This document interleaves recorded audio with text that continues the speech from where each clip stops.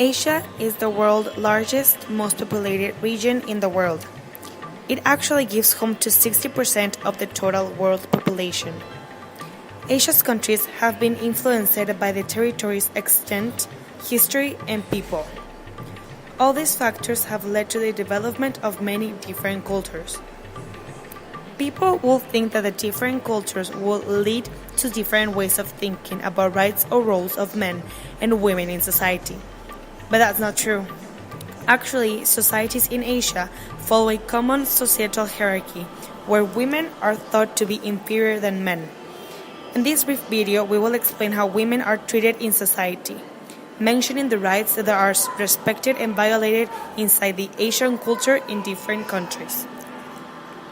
In earlier years, women in Japan under 40 years old were not allowed out of their homes without a good justification. Right now, the Civil Code of Japan has discriminatory clauses against women. First, the minimum age for marriage is defined as 16 years old for women, while it is 18 years old for men.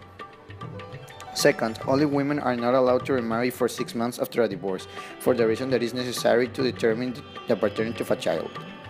Third, children born out of wedlock are discriminated against legally and in administration practices with regard to registration and inheritance rights.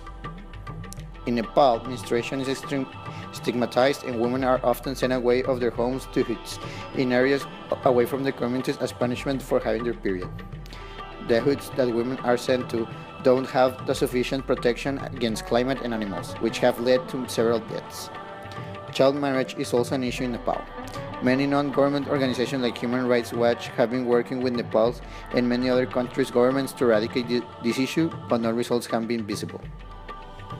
Meanwhile, in India, 70% of women suffer from domestic violence or early marriage. Young girls may be brought up to believe that they are suited only to certain professions, or in some cases to serve as wives and mothers. Also, half the women population are even unable to recognize language characters. At least 60 million girls lack access to primary education in India. Due to large percentage of uneducated women in India, they are not even aware of the basic human rights and can never forfeit them. The main issues regarding human rights violations in women in Asia are sexuality or violence. Child marriage leads to a loss of educational opportunity for girls and, in a lot of cases, pregnancy at a young age. Pregnancy at this age may lead to a lot of complications, both for the mother and for the baby. And it gets even worse thanks to the poor sanitation and medical health in Asia. Genital mutilation and stigmatization of menstruation also leads to very poor living conditions.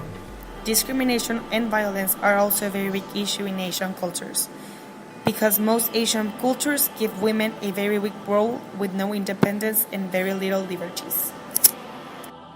Nowadays, the world is working as a community to eradicate this problem. One organization that is helping is the Asia Pacific Forum. It's working very hard to eradicate these issues and empower women.